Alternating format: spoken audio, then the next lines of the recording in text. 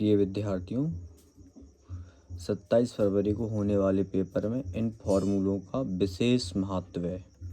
इन फॉर्मूलों को देखें। जैसे अगर बात करें संख्या पद्धति की, ठीक है, संख्या पद्धति के देखो ये फॉर्मूले हैं। जैसे ए और बी दो धनात्मक पूर्णांक हैं, तब तो LCF गुणा LCM बराबर होता है ए गुणा बी, मतलब ए का मतलब पहली संख्या, बी का मतलब दूसरी संख्या। इस प्रकार की HCF गुणा LCM बराबर होता है पहली संख्या गुणा दूसरी संख्या। एक फॉर्मूला होता है यूक्लिड विभाजन प्रमेय, इसमें होता है ए बराबर बी क्यू प्लस का आर, मतलब ए का मतलब है भाज्य, बी का मतलब है भाजक, क्यू का मतलब है भागफल और आर का मतलब है शेषफल। इसके बाद आ जाओ बहुपद। यहाँ बहुपद के कुछ फॉर्मूले देखेंगे। देखो यहाँ माना एक द्विघात बहुपद f(x) बराबर ax² प्लस के bx के शून्यक मतलब मूल अल्फा और बीटा है, तब मूलों का योगफल होता है अल्फा प्लस बीटा बराबर माइनस का बी अपॉन ए। बी क्या होता है एक्स का गुणांक, ए क्या होता है x² का गुणांक। ऐसे ही होता है मूलों का गुणनफल अल्फा इंटू बीटा, ये होता है सी अपॉन ए। सी क्या अचर पद, ए क्या होता है x² का गुणांक, ठीक है। इसी के बाद इसमें आते हैं त्रिघातीय। देखो यहाँ त्रिघातीय में देखेंगे।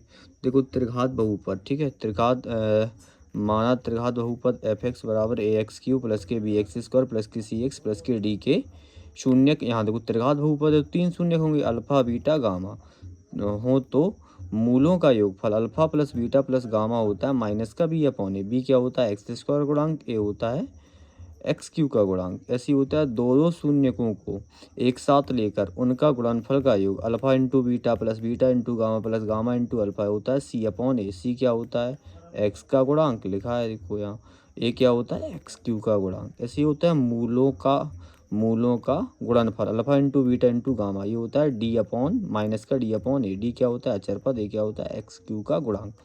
नीचे देखो यहाँ जैसे अगर हमें मूलों का योग दिया हो, दो शून्यकों को एक साथ लेकर गुणनफल का योग दिया हो और alpha into beta into gamma गुणनफल दिया हो तीनों मूलों का, त्रिघात बहुपद निकालना हो तो इस फॉर्मूले का हम यूज करेंगे। इसी प्रकार अगर हमें द्विघात बहुपद में निकालना हो तो उसमें करेंगे के ब्रैकेट में x² minus alpha plus beta into x plus alpha into beta, हम इस फॉर्मूले का यूज करेंगे, ठीक है।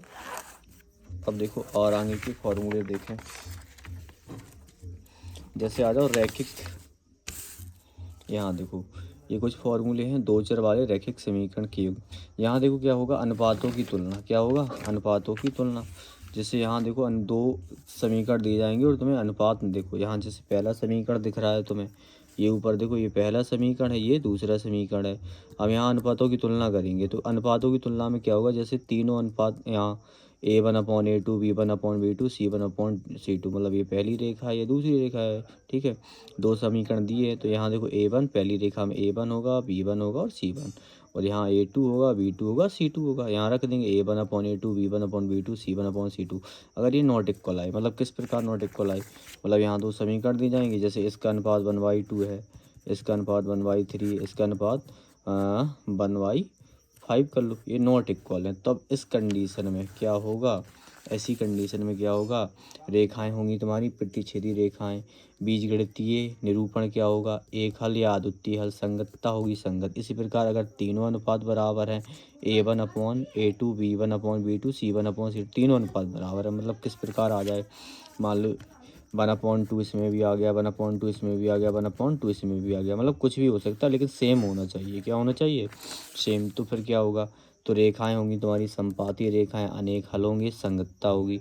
इसी प्रकार अगर हमें दो अनुपात बराबर मिल जाए और एक बराबर ना हो, मान लो कैसा हो, मान लो यहाँ 1/2 हो, यहाँ भी 1/2 हो, लेकिन यहाँ 1/5 हो, तो ये बराबर नहीं है। तो यहाँ हम क्या करेंगे, रेखाएं होंगी समांतर, कोई हल नहीं, और यहाँ संगतता होगी इसकी असंगत, ठीक है। इसके बाद आप द्विघात समीकरण में देखते हैं। देखो द्विघात समीकरण में क्या है, यहाँ एक वेक्टर का फॉर्मूला होता है d बराबर b² माइनस के 4ac। यहाँ से चेक कर दे कि मूलों की प्रकृति कैसी है। अगर d का मान 0 के बराबर आ गया तो मूल कैसे होते हैं, वास्तविक बराबर परिमेय, ठीक है।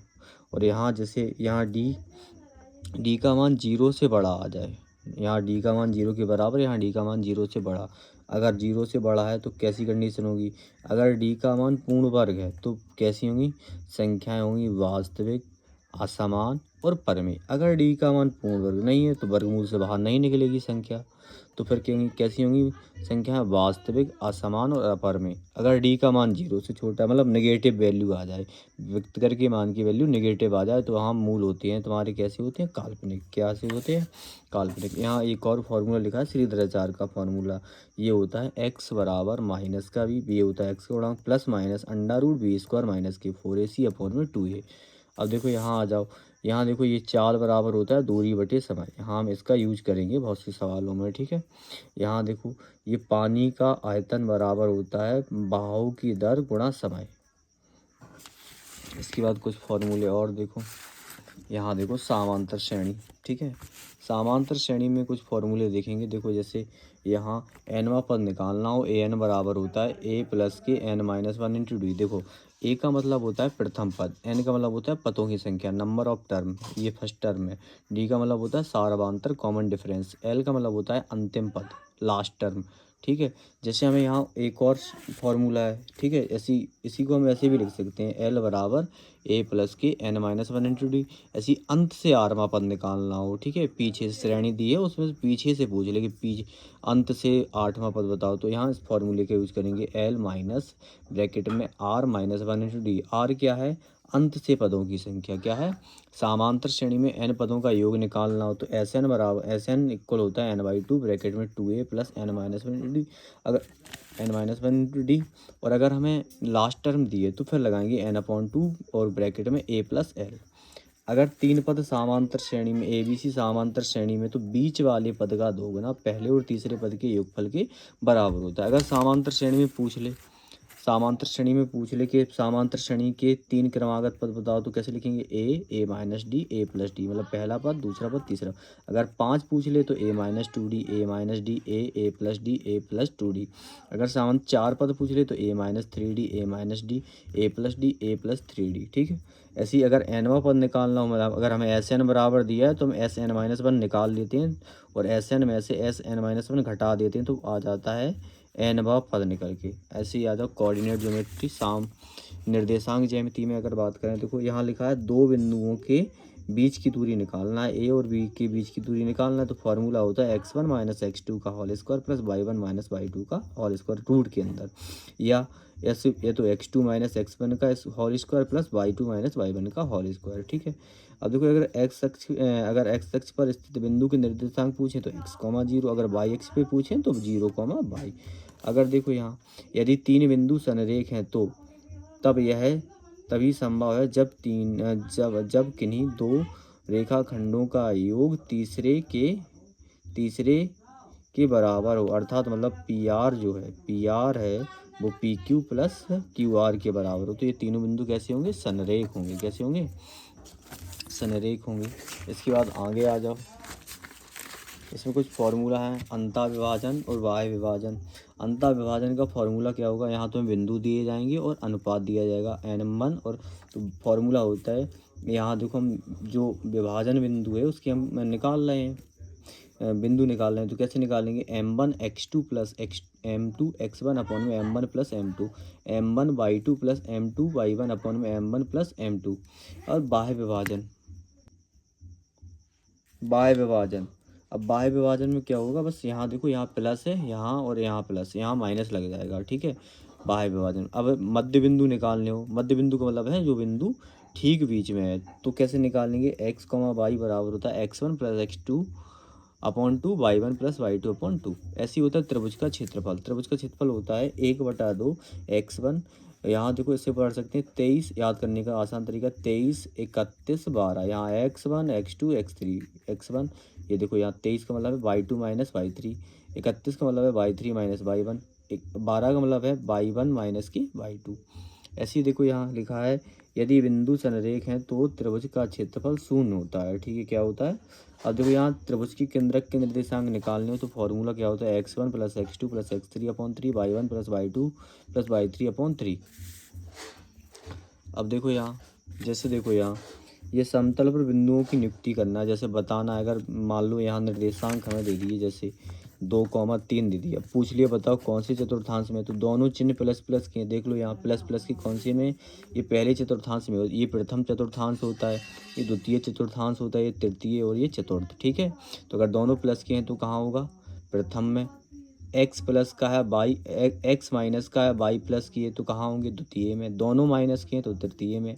एक्स प्लस है बाई माइनस है तो चतुर्थ में होंगे। ठीक है, अब आ जाओ त्रिकोणमिति में। यहाँ देखो, यहाँ लिखा है ये लाल बटिका का, इसे याद कर लेना बहुत अच्छे से, क्योंकि त्रिकोणमिति 12 अंक की पूछी जाती है। तो देखो यहाँ लिखा है त्रिकोणमिति अनुपात, देखो क्या होता है, लाल बटिका का, तो लाल का मतलब है, एल का मतलब है, यहाँ लिखा है लंब, ए का मतलब आधार है, के का मतलब कर्ण है। देखो यहाँ साइन थीटा होता है लंब बटे कर्ण, क्या होता है, लंब बटे कर्ण। कॉस थीटा आधार बटे कर्ण, टेन थीटा लंब बटे आधार, ऐसी कॉट आधार बटे लंब, सेक कर्ण बटे आधार, कौसेक कर्ण बटे लंब। ठीक है, तो यहाँ ये सब फॉर्मूले लिखे हुए हैं। उसी प्रकार अगर हम इसकी व्युत्क्रम की बात करें, देखो साइन के नीचे क्या लिखा है, कौसेक, तो कोसाइन का व्युत्क्रम क्या हो जाएगा, एक बटा कौसेक। देखो यहाँ लिखा है साइन का व्युत्क्रम 1 बटा कौसेक, और कौसेक के नीचे क्या है, साइन, तो इसका व्युत्क्रम हो जाएगा 1 बटा साइन। देखो यहाँ लिखा है 1 बटा साइन, ऐसी कॉस का हो जाएगा 1 बटा सेक है, यहाँ देख लो।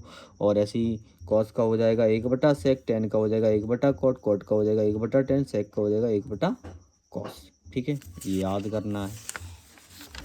अब देखो इसके आगे कुछ फॉर्मूले, देखो यहाँ जैसे एक फार्मूला ये लिखा है, यहाँ दिख नहीं रहा है, यहाँ ये लिखा है, यहाँ लिखा है टेन थीटा। टेन थीटा होता है sine theta upon cos theta. ठीक है, और यहाँ ये लिखा है कॉट थीटा। कॉट थीटा होता है cos theta upon sine theta. ठीक है, यहाँ देखो मतलब जो व्युत्क्रम होते हैं, जैसे टेन का व्युत्क्रम होता है कॉट, इनका जो गुणनफल होता है 1 के बराबर, साइन और कॉसेक का गुणनफल 1 के बराबर, कॉस और सेक का गुणनफल 1 के बराबर। यहाँ ये कुछ फॉर्मूले लिखी है 90 वाले, साइन 90 माइनस थीटा होता है cos theta, cos 90 minus theta होता है sine theta, tan 90 minus theta होता है cot theta, cot 90 minus theta होता है tan theta, sec 90 minus theta होता है cosec theta, cosec 90 minus theta होता है सेक थीटा। ठीक है, ऐसे ही देख लो यहाँ ये लिखा है पाइथागोरस थ्योरम। पाइथागोरस थ्योरम होती है कर्ण का स्क्वायर बराबर लंब का स्क्वायर प्लस आधार का स्क्वायर। 90 के सामने वाली साइड को कर्ण बोलते हैं, ये लंब है और ये आधार, ये चेंज हो सकती हैं। ठीक है, जब कोण अगर यहाँ से पूछे तो ये वाली भुजा लंब है, ये आधार है। अगर यहाँ से पूछे, ये कोण पूछे तो ये सामने वाली भुजा लंब है और ये आधार है। ये देखो डायरेक्ट फॉर्मूला हमने बना दिए हैं। जैसे कर्ण निकालना हो तो ये लगाएंगे अंडर रूट लंब स्क्वायर प्लस आधार स्क्वायर। अगर आधार निकालना है तो निकालेंगे कर्ण का स्क्वायर माइनस लंब का स्क्वायर। अगर लंब निकालना है तो कर्ण का स्क्वायर माइनस आधार का स्क्वायर।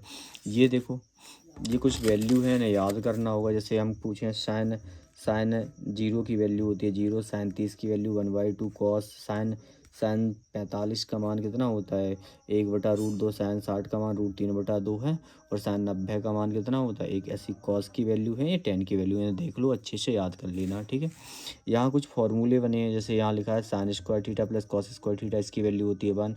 और यहाँ देखो, यहाँ से 2 फार्मूले और बना सकते हैं। अगर कॉस को इस तरफ भेज दें, पक्षांतर कर दें, तो क्या हो जाएगा, साइन स्क्वायर थीटा हो जाएगा 1 माइनस का कॉस स्क्वायर थीटा। अगर साइन को भेज दें इस तरफ तो कॉस स्क्वायर थीटा हो जाएगा 1 माइनस की साइन स्क्वायर थीटा। इसी प्रकार 1 प्लस की टेन स्क्वायर थीटा होता है सेक स्क्वायर थीटा।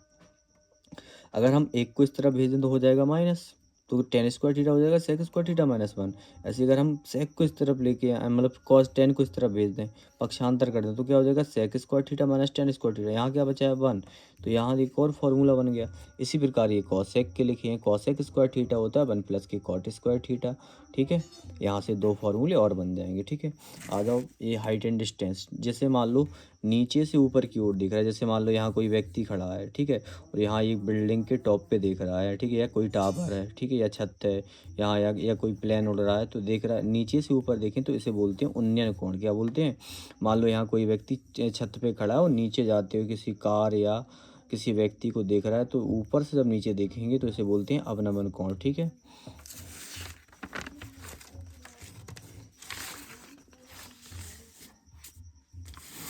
देखो ये मेंसुरेशन क्षेत्रमिति के कुछ फॉर्मूले लिखे हैं।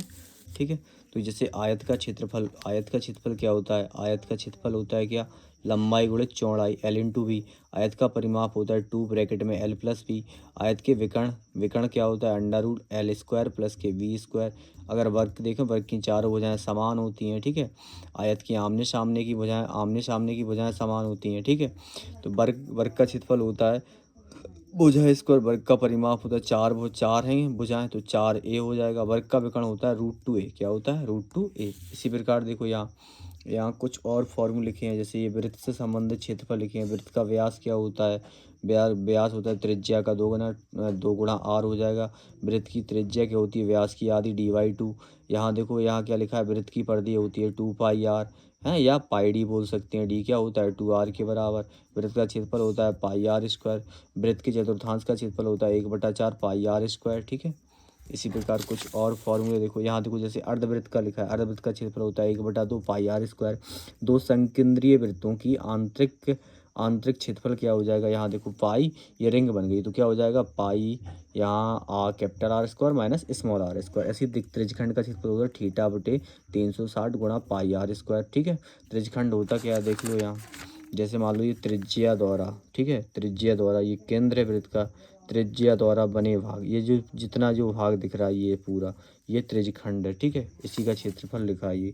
अब ऐसी त्रिज्यखंड के चाप की लंबाई, त्रिज्यखंड के चाप की लंबाई होती है θ/360 गुणा 2πr। यहाँ त्रिज्यखंड का क्षेत्रफल क्या होता है 1/2। एक और अगर हमें एल दे रखी है और थीटा नहीं दिया है तो फिर त्रिज्यखंड का क्षेत्रफल लगाएंगे 1/2 L/r। ठीक है। नीचे आ जाओ, यहाँ लिखा है लघु वृत्तखंड का क्षेत्रफल, तो ये होता है त्रिज्यखंड का क्षेत्रफल में से त्रिभुज का क्षेत्रफल घटा दो। त्रिभुज का क्षेत्रफल हम इस वाला है, ये वाला यूज करेंगे 1/2 r² sin θ। अगर हमें r का मान पता है और थीटा का मान पता है तब, तो ये लघु वृत्तखंड क्या होता है, ये जो नीचे जो दिख रही है त्रिभुज के नीचे ये जो इतना जो भाग दे रहा है इसे बोलते हैं लघु वृत्तखंड। और ये देखो ये त्रिभुज ये देखो इस लघु वृत्तखंड को छोड़ देंगे, जो ऊपर जो दिख रहा है इसे बोलते हैं दीर्घ वृत्तखंड। तो दीर्घ वृत्तखंड का क्षेत्रफल होता है पूरे वृत्त के क्षेत्रफल में से क्या घटाना होता है, लघु वृत्तखंड का क्षेत्रफल। तो वृत्त का क्षेत्रफल माइनस लघु वृत्तखंड का क्षेत्रफल। अब देखो पृष्ठीय क्षेत्रफल और आयतन देख लो यहाँ है। देखो यहाँ घन का आयतन होता है भुजा क्यू, और घनाभ का पार्श्व पृष्ठीय क्षेत्रफल होता है 4a²। घन का पार्श्व पृष्ठीय 4a²। ठीक है।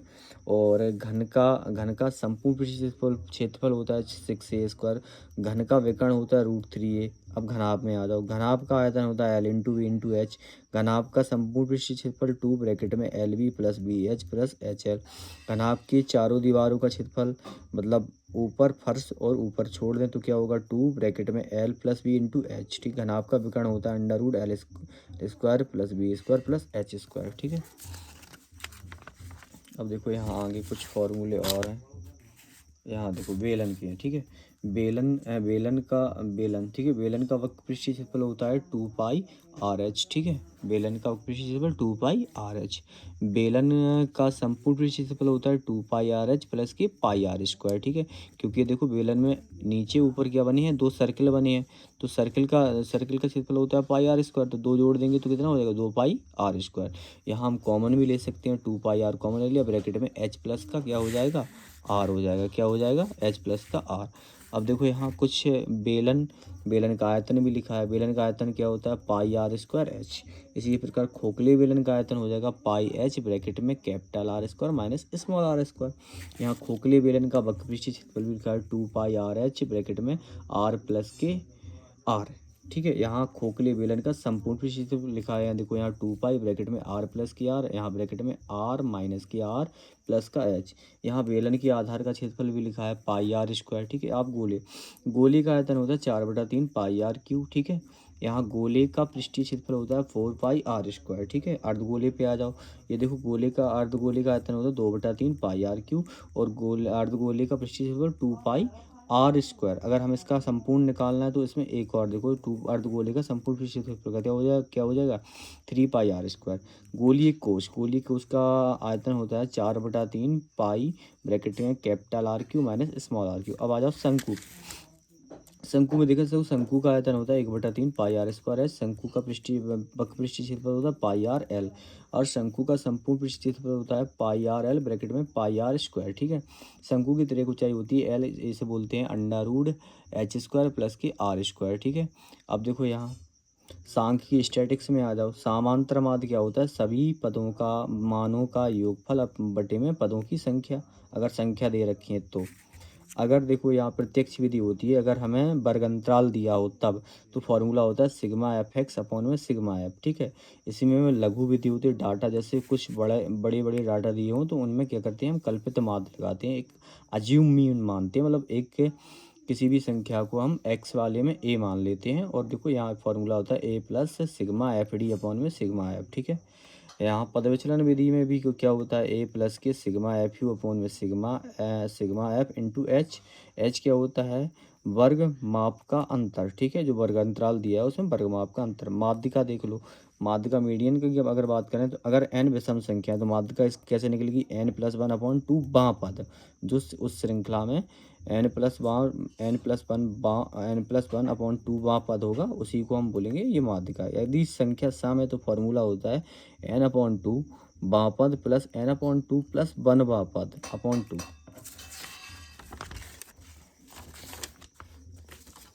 देख लो यहाँ माध्यिका जैसे वर्ग अंतराल दिया हो तब माध्यिका का फॉर्मूला होता है L1 प्लस के L2 minus L1 upon F n/2 minus F. यहाँ देखो सब लिखा हुआ है, जैसे L1 क्या है, माध्यिका वर्ग की निम्न सीमा है, L2 क्या है, माध्यिका वर्ग की उच्च सीमा है, एफ क्या है, माध्यिका वर्ग की बारंबारता, n क्या है, बारंबारताओं का योगफल है, एफ क्या है, माध्यिका वर्ग के ठीक ऊपर की संचाई बारंबारता है। इसी प्रकार इसमें एक और फार्मूला होता है, उसमें होता है देखो क्या, L प्लस के n/2 minus c f upon में एफ इंटू में एच। इस फॉर्मूले का भी यूज कर सकते हैं, ठीक है। एल होगी माध्यिका वर्ग की निम्न सीमा, एन हो जाएगी बारंबारताओं का योग, सी एफ हो जाएगी माध्यिका वर्ग के ठीक ऊपर की संचाई बारंबार, एफ क्या हो जाएगी माध्यिका वर्ग की बारंबारता, एच क्या हो जाएगी तुम्हारी, एच क्या है तुम्हारा, एच हो जाएगी माध्यिका वर्ग माप का अंतर, ठीक है। अब देखो यहाँ बहुलक देख लो, बहुलक L प्लस के F1 माइनस के F0 अपॉन में 2 F1 माइनस के F0 माइनस के F2 इंटू एच। एफ देखो L क्या होगा, बहुलक वर्ग की निम्न सीमा, F1 क्या होगा, बहुलक वर्ग की बारंबारता, F0 होगा बहुलक वर्ग के ठीक ऊपर की बारंबारता, F2 होगा बहुलक वर्ग के ठीक नीचे की बारंबारता, H क्या होगा, वर्ग माप का अंतर, क्या हो जाएगा, वर्ग माप का अंतर। एक और फॉर्मूला, बहुलक बराबर होता है 3 गुणित माध्यिका माइनस 2 गुणित समांतर माध्य। इस फॉर्मूले को विशेष कर ध्यान रखना, ये सभी फॉर्मूले इंपॉर्टेंट हैं। ऐसी प्रायिकता में आ जाओ, प्रायिकता क्या होती है, अनुकूल घटनाएं अपॉन में कुल घटनाएं, ठीक है। किसी घटना के होने की प्रायिकता और ना होने की प्रायिकता का जो सम होता है वो 1 के बराबर होता है। ऐसी ताश देख लो, ताश कितने होते हैं, 52 ताश होते हैं। तस्वीर वाले पत्ते होते हैं 12, ठीक है। ईंट के 13 पत्ते होते हैं, पान के 13 पत्ते होते हैं, हुक्म के 13 पत्ते होते हैं, चिड़ी के 13 पत्ते होते हैं। काले कार्ड होते हैं 26, ये दोनों काले कार्ड होते हैं, ये दोनों लाल कार्ड होते हैं 26, ठीक है। और किसी घटना के होने की घटना निश्चित प्रायिकता होती है 1 और ना होने की होती है 0। संभव घटना की प्रायिकता होती है 1, असंभव घटना की प्रायिकता होती है 0। ये सभी फॉर्मूले याद कर लेना, बहुत इंपॉर्टेंट हैं, याद करके जाना। Thank you. सब्सक्राइब कर लेना यूट्यूब चैनल को, प्रिय विद्यार्थियों।